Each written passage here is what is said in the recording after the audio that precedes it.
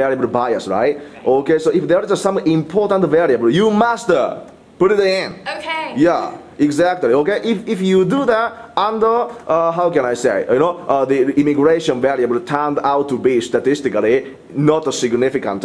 Oh, that's fine. That means immigration has nothing to do with unemployment rate. But I think my intuition tells me, without doing any computation or something. Okay, I don't think immigration has anything to do with unemployment rate. Okay. Personally, Right. yeah.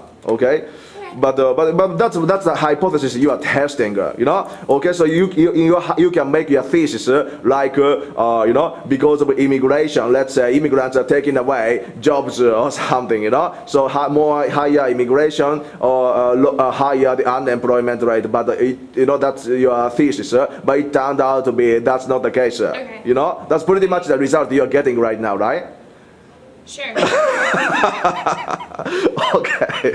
Okay. Okay, so in terms of suggestions, okay, do some literature review, read unemployment rate articles and put some, if you find some couple important ones, okay, put it in. And hopefully, it will change some results drastically. Okay. Okay.